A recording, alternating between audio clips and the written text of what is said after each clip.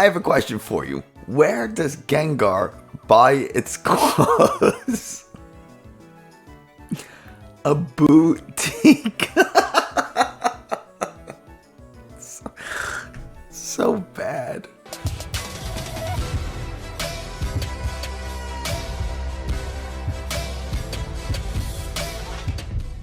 Hey everybody, Nick from 9Card TCG, and today we're going to be playing Gengar VMAX. Now this is a different version of Gengar VMAX. The list has changed since Brilliant Stars released them. You can thank Zach Lesage for being the ones to kind of really push Gengar and have it, you know, stay, I don't want to say make it stay relevant, because as long as Mew's around, Dark decks are going to stay relevant. But Zach Lesage really pushes for Gengar, and so this list is brought to us, I don't know if it's the exact 60 that Zach uses, but similar. So let's hop over to PTCGO. But before we do, if you haven't hit subscribe, please go ahead and do so. Hitting subscribe, leaving a like and a comment, tell YouTube this is a good channel and other people should watch it. Also, if you are in the market for some TCG accessories, I am now affiliated with Dragon Shield, which means you can use the link in the video description to get yourself some awesome Dragon Shield matte sleeves. They're the only ones I use, and you walk up to regionals looking and feeling like a pro. Lastly, if you want to help support the channel in a little bit more direct manner, you can become a YouTube member. Click the join button to see all the different exclusive perks that you get from becoming a member, but there's of course zero expectations for anyone to become a member ever. Just you watching is enough for me. So with all that said, let's get over to PTCGO and check out this new Gengar VMAX list. Gengar V is not a bad attacker in his own right, especially considering that with the single strike energies, Pain Explosion can go from 190 to 230 pretty easily, knocking out Pokemon V very, very efficiently. It does take 30 damage from using Pain Explosion, and then if you have to accelerate any of those single strike energies, you take 20 damage. So your 210 HP can get depleted pretty quickly, but you know, it doesn't really matter. In most cases, you're going to be getting knocked out by stuff anyway. Things like Choice Belt on an Arceus with double turbo energy will still knock you out anyway, so it's not that big of a deal. Exhaustion will still take you out. Urshifu will still take you out. Either Urshifu, because you're weak to fighting. So a lot of things can still take a KO on you, even if you didn't reduce your damage. Mew, Techno Blast will still one-shot you at full health. So the Pain Explosion damage and the damage accumulation from Single Strike Roar isn't necessarily the biggest issue, but something to keep in mind. Dark Slumber for 2 dark energies. Hits for 40 damage. Again, that's going to be boosted with single strike energies, and you put your opponent's Pokemon to sleep, so you can buy yourself a turn if you're lucky, and they stay asleep. Our main attacker for most situations is going to be Gengar VMAX. Fear and Panic, 60 damage times the number of Pokemon V and or GX your opponent has in play. So something like Mew is going to get annihilated by Fear and Panic. Decks that require a lot of maybe like an Arceus counterbox or something like that, where they have a bunch of Vs in play, you're going to be hitting really, really hard with Fear and Panic, and also Gmax Swallow Up. 3 dark energies, 250, you can't attack during your next turn. Again, that 250 is going to be elevated with things like Choice Belt to bring you up to 280, and then 2 single strike energies bring you up to 320. That's enough to knock out almost anything in the game. You can actually, with Choice Belt, hit to 340, which is enough to knock out anything in the game. So that's pretty good, right? Because the 280, 300, 320, yeah, you can go up to 360 if you really wanted to, but you don't need to. Speaking of accelerating those single strike energies, we of course have Houndoom. That's the mechanism in which we use to get our single strike energies from the deck onto our Pokemon. Single Strike Roar Surge Attack for a single strike energy, and attach it to any of your single strike Pokemon. If you attach an energy in this way, that Pokemon takes 20 damage. We do have Single Strike Urshifu V to help deal with things like Arceus V-Star or Jolteon or opposing Gengars, or really anything that's going to be weak to fighting. Urshifu is there to do that. Impact Blow, 180 damage, enough to knock out an Eternatus VMAX. Even if you didn't have single strike energies, but you will, so, because that's the only form of fighting energy you have, not a bad thing. Some decks do run single prize Stone Journer. This one happens to have Urshifu V. Our draw supporters, we have two in this deck. One of them is Crobat V with the Dark Asset. The other is Bibarel with the Industrious Incisors ability. Draw until you have 5 cards in your hand, which is a really good ability. And we do have finally Manaphy with the Wave Veil, which is essentially bench barrier. Your opponent can't damage your bench Pokemon as long as Manaphy is in play. We'll talk briefly about the energies. Single Strike energy, it provides a dark or a fighting energy. You choose which one, and your attacks do 20 more damage to your opponent's active Pokemon. Hiding Dark energy, if this card is attached to a dark type Pokemon, it provides dark type energy, and also that Pokemon has no retreat cost. This is great for dealing with things like Galar Mine. If we're running into something like Durant and they want to try to trap us in the active, Hiding Dark energy, no retreat cost. This is also really great for dealing with things like Leafeon VMAX. We're not going to take any damage from Grass Knot, even if they have a Galar Mine in play. And it's also really good because we talked about Impact Blow and Gmax Swallow Up.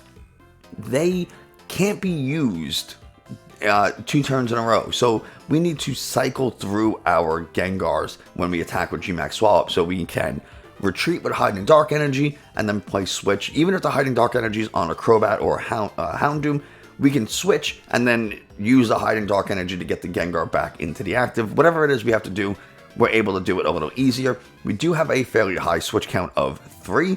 We have some Pokemon Search, Evolution Incense, Quick Ball, and Ultra Ball, Urn of Vitalities to get those Single Strike energies from the discard back into the deck. There are going to be times where we might have to discard energies, or a Pokemon gets knocked out, we lose the Single Strike energies somehow, and we got to get them back so we can use Houndoom to accelerate them. Urn of Vitalities are pretty important. We run 2 different stadiums. Path to the Peak here is to shut down the abilities of our opponent's active Pokemon. So it's going to stop Mew, it's going to stop Gengar, it's going to stop Arceus V-Star from using its Starburst ability. Really good stadium. And then of course we have Single Strike Tower of Darkness, where we can discard a Single Strike card from our hand to draw 2. It's a little bit of a consistency buff. Air Balloon just to move Bibarels, Crobats, Urshifus, whatever we need out of the active. Choice Belt, we already talked about. The attacks from the Pokemon this card is attached to do 30 more damage to your opponent's active V Pokemon. V-Star, V-Union, V-Max, V, they're all going to take 30 more damage from Choice Belt. And then our supporters, 2 Boss, 3 Marnies, 4 Research, nothing crazy there. And that's pretty much the deck, so let's go see how it plays. Going into game number 1, let's see. I mean, obviously the strategy here is to get Gengar out as quickly as possible. If we are playing a Psychic deck, that's probably pretty good. Most Psychic Pokemon are weak to Dark. The exceptions include Sylveon and Whimsicott and Alcremie. They are all weak to fighting, to Steel, I mean. They're not weak to fighting. So, we'll see what we're up against. We don't really have much to go on. We do have a Quick Ball, which is pretty nice. We're going against Mew, so that's not bad. So we can throw that Path to the Peak down. It's a little unfortunate we don't go first, because then it wouldn't even be able to use Genesect at all. Every single time I play Mew, they have the Battle VIP Pass in their hand to start the game. Every single time. I don't know how or why, but it's getting a little old. So I can't wait to throw this Path down. And if they have another one, I'm going to be so... Oh, if they cram heads, that would be absurd. But it's how it goes. The reason, and I think this way too, but it was kind of put out on Twitter by Jake Gearhart. Mew isn't the problem. Genesect isn't the problem. Meloetta here is the problem. Being able to, or maybe by extension at least, just Sparkle is the problem, but Meloetta's attack saying that it does damage based on the Fusion Strike energy attached to all of our opponent's Pokemon, or all of, those Pokemon, is the problem. They get rid of the Rose Tower. That was risky. That was risky, because they would have had the counter stadium immediately.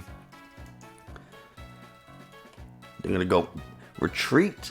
They just want to send up the Mew so they have free retreat with Mew, and they can burn a card. They fail the cram. They're going to Genesect for 3. But yeah, if this had... attached to this Pokemon, it wouldn't be so bad, because then once you knock out one Meloetta, you're not really in danger of another one. And then they have to choose, do they want to, they're going to get rid of their other stadium? Oh boy. It's not ideal for them, right? We'll see what they end up doing. I mean, they could still very easily take this. There's the VIP pass. There it is. Sure. Do they have the energy, though? They don't need it because they have at least a Sparkle. But anyway, if this said attached to this Pokemon instead of attached to all of your Pokemon, they would have to either choose to not do as much damage because they don't want to front load all their energies onto a single Pokemon, or they would have to take that chance and, of course, they hit the heads, sure. They would have to take the chance, load up the energies, and if and when it gets knocked out, now they lose 2-3 energies potentially. So we're not gonna do that yet. We'll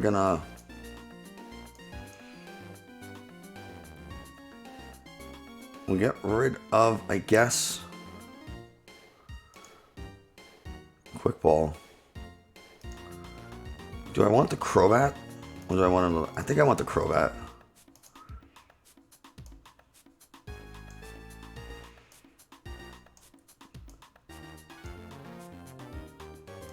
And now we can throw down Path after. We'll actually hold on to that.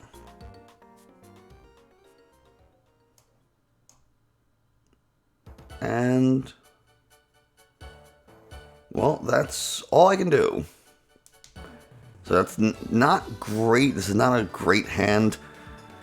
If I can draw into a research, that would be fantastic. Even another energy would be great, because then I'd be able to hit for, this would do 80, 160 and put them to sleep.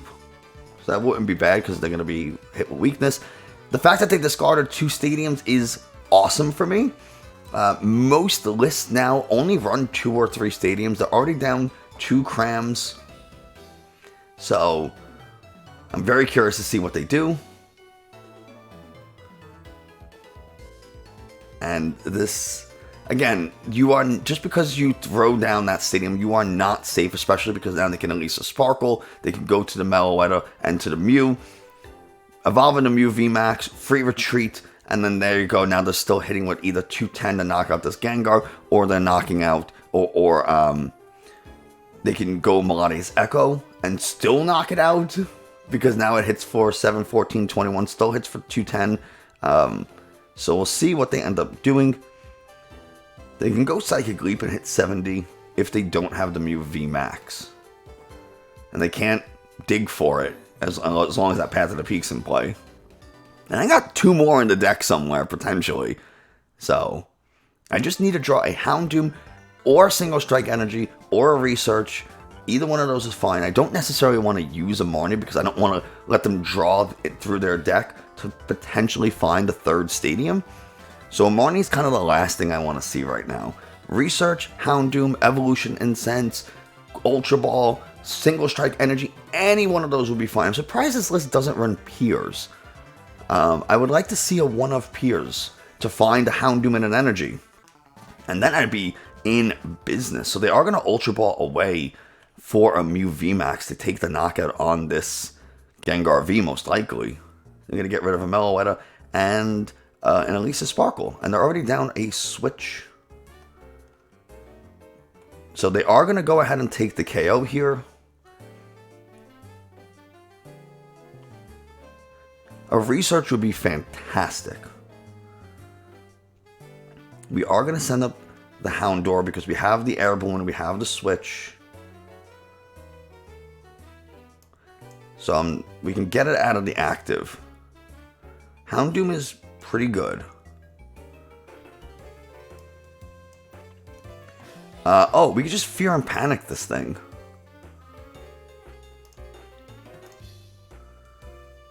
We have 1 more in the deck, so that's like not great. We just Fear and Panic this thing into oblivion.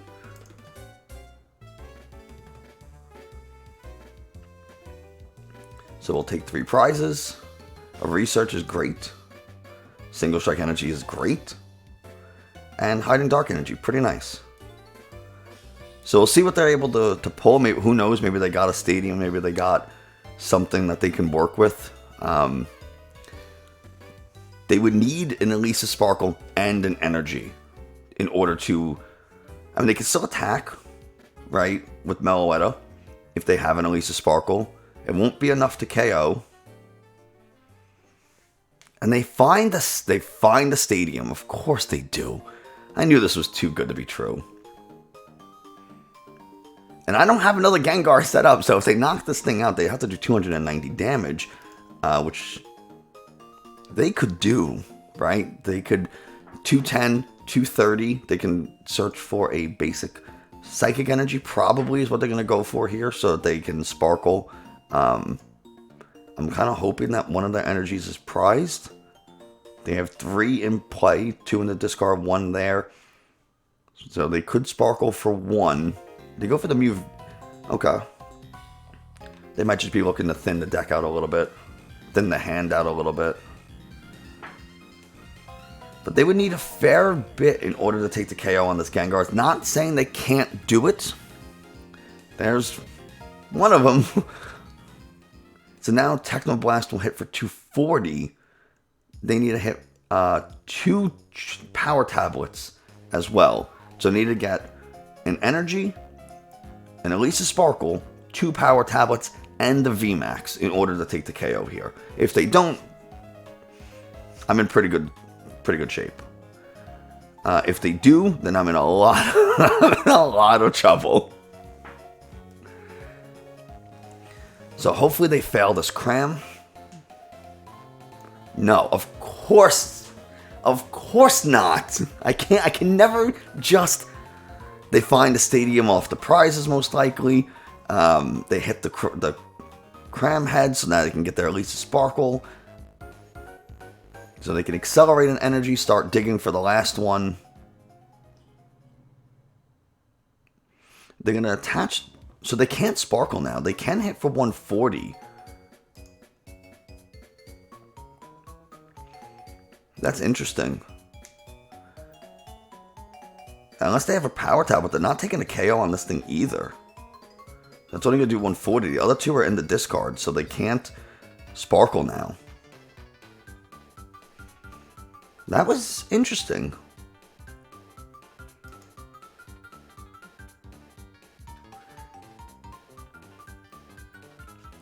I mean, I have the Switch in hand.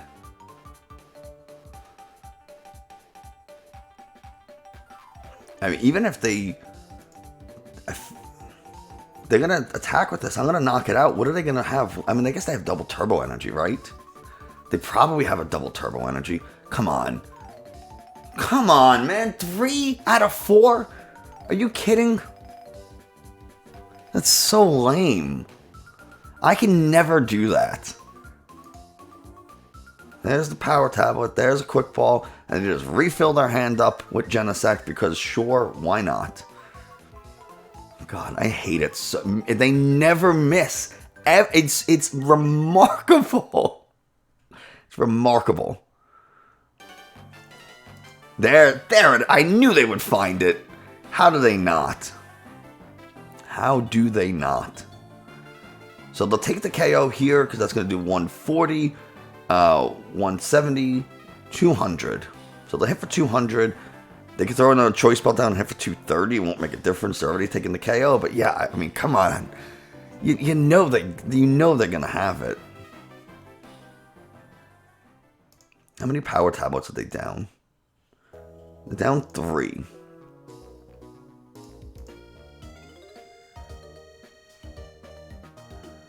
We get the Bidoof. I guess we'll drop it.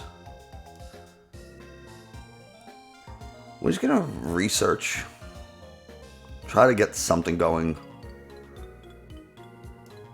That's pretty good.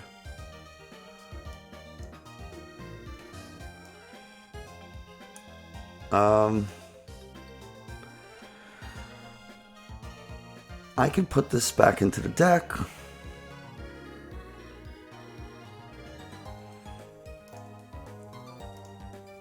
Do I need it though? I'm gonna knock this out. They can go double turbo energy, hit for 210, 240, 270. They can, the most they can hit is 270. Not even, it would actually be 250. So I think I'm okay. I don't want to bench a V and give him a chance to knock it out. So I'm just gonna fear and panic. Because if I put up a Gengar V, gives them the chance to boss it up and knock it out because they have the Choice Belt and a Power Tablet.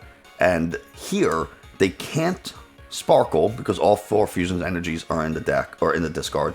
So they can only attach a double turbo energy, which means they will be hitting for 190. Plus 30 is 220. Yeah, I don't think there's anything they can do. They're not going to be able to do 300 damage. They have the Choice Belt. They put it onto the other one. That's fine. So they can't draw with Genesect because Path's in play. I have a boss. So I think we do take the win here. Like I said, there's no way for them to knock out this Gengar this turn. And everything on their bench is a 2-prizer. They discarded their other Meloetta early. Their Pumpkaboo, their Oricorio, so they can't. I don't even think they're gonna have a single prizer to give me, assuming I don't have the boss. But I do, so even if they did give me a single prizer, they're gonna escape rope. That's fine. I'll give the Houndoom. I don't need it. I have the Air Balloon on it.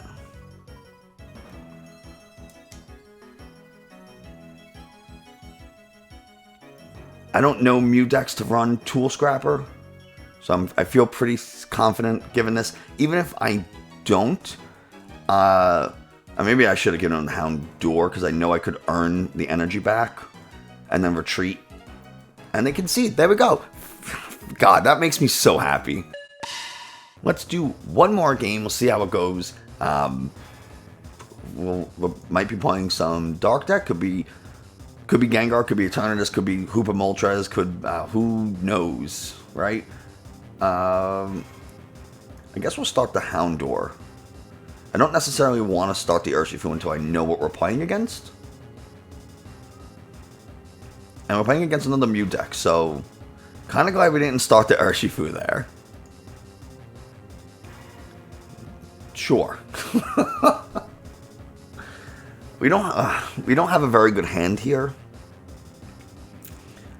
So unless I can like top deck a research or something, I'm not feeling as good about this game as I was the last one. we don't have the path that my opponent has hit. Between this game and the last one, 4 heads in a row on Cramomatic, so that's fun. They are hitting 80%. They throw down the stadium. So drawing into again, at this point, they're already set up. It's too, I want to say it's too late for the path, but they are essentially set up, right? They attach, they can't play supporter, they can draw a little bit more. I don't know how much more they could really be doing this turn. They'll give you the Meloetta, sure.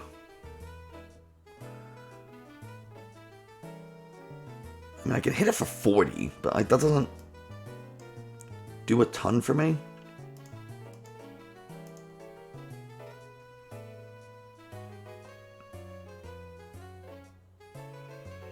Maybe I go Crobat.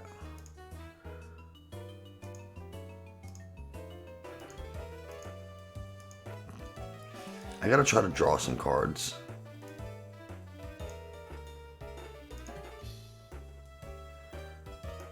Okay, it's not bad. I don't want to research that away. We only have 2 Gengar VMAXs.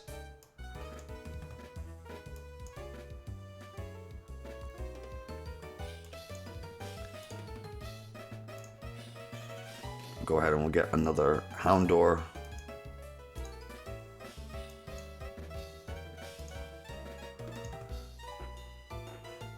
Oh, it hits for 80. That's right, because it's weak. Still not enough. It's just not enough, which is so... Why couldn't they give Meloetta 70 health? Like, they do so many things to help Mew. So many things. This...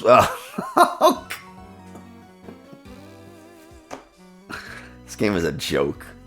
This is so stupid. I hate it. Six in a row, or 5 in a row at this point. They're 5 for 6. Come on.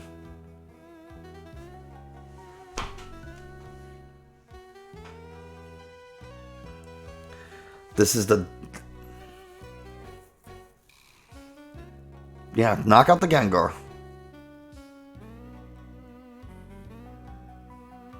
And then people wonder why you get so frustrated with Mew. Because all it takes is a couple of lucky heads and they get out of any situation that they could possibly be in. Because they can draw so heavily, attack, and knock out Vs with a single prizer as early as turn 2.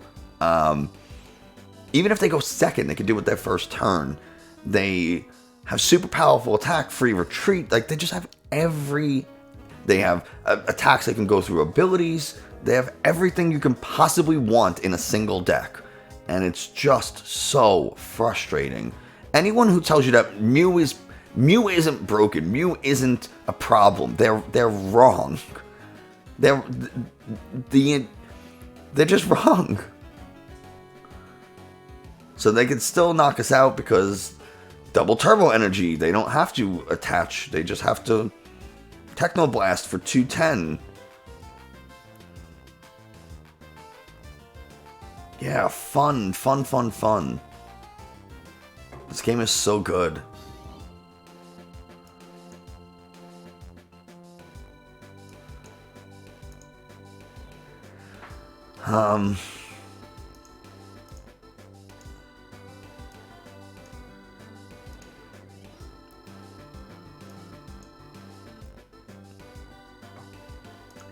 This is literally the most I can do.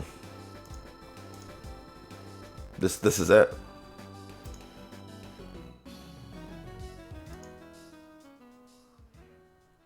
Won't even be enough for a knockout. They could just retreat. They have a huge hand. Free retreat, air balloon. Yep, there we go. I hate it so much. Mew is a problem. The deck itself, the whole thing, is a problem. Is Mew Vmax itself a problem? No. But when you pair it with Genesect and Meloetta and Elisa Sparkle and Fusion Strike Energy, it becomes a problem. So there you go. Mew, we win one, lose one, because if they flip heads, they can do whatever they want, and if they don't flip heads, then we have a chance. And I think you have a deck with pure dark types, Eternatus, Gengar, and Mew still wins 40 to 50% of the time. That's absolutely insane that they're able to do it, but they're just so fast, can like I said, get themselves out of any possible bad situation that you might think you put them in because of the double turbo energies and switches and the ability to search their deck for energy, search their deck for any card they want. Granted, Cramomatic, it's a flip. But man, when they hit 5 out of 6, 5 of them in a row to just get the stadium card to get rid of Path to the Peak, it's just it really just isn't fun to play against. It truly is not. And yeah, that's my feeling on it. I absolutely will not be changing my opinion on this. Maybe when Astral Radiance comes out, which is at the end of May, so you have to go through the rest of March, all of April, and almost all of May, so 2.5 months basically of dealing with Mew, and plus the time we've been dealing with it since it came out in November. So it's quite a number of months where we finally start to get things like Temple of Sinnoh, which doesn't even help against Mew so much because Mew's attack cost for Cross Fusion Strike is double colorless, which means if they attach a double turbo energy and okay, fine, now they need a Fusion Strike energy. It doesn't matter. They don't need, it's not like they need Psychic, right? Where double turbo energy wouldn't even help them, or Temple of Sinnoh would impact them because Fusion Strike energy wouldn't provide Psychic type energy anymore, so they wouldn't even really. because it's colorless, doesn't matter so much. Yeah, sure, I'll be able to use Umbreon's ability on it. I'll be able to quick shooting onto it. But man, it doesn't really help too much. The thing that will help is the single price Mightyena with the Hustle Bark ability. If your opponent has any VMAX Pokemon in play, that the attack cost is 3 less, which means you're able to knock out a Mew Vmax for free on just a stage 1 Pokemon. We'll see, right? I mean, it sounds on paper, it sounds great, but who's gonna be running that deck, right? Or who's gonna be running those cards?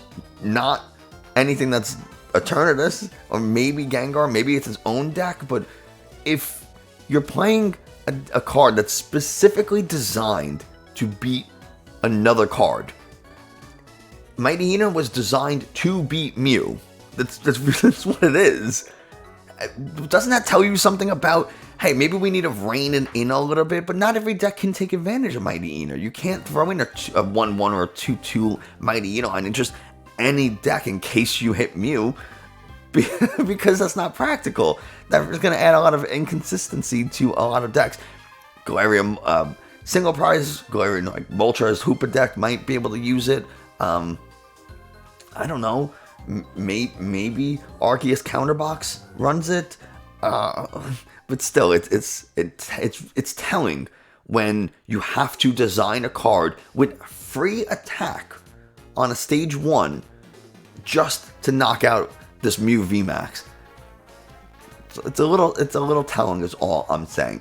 That's going to do it for us today. Thanks so much for watching. I hope you enjoyed, found something informative. Thanks for listening to my anti-Mew rant. I absolutely hate it. I think it's a problem, and you probably can't convince me otherwise. I know you're like, oh, ADP was worse. ADP was the worst. Yeah, I agree. ADP was terrible. It should have never been printed. But just because another card was really bad doesn't mean that this also isn't really bad. They're both really, really bad and problems and need to be addressed, but they won't be. So anyway, that's actually gonna do it for us today. Thanks so much. Like, subscribe, share, all that kind of stuff. I hope you enjoyed, and feel free to become a member. Use the link in the description for Dragon Shield products. That's everything I want to say, and I will see you next time.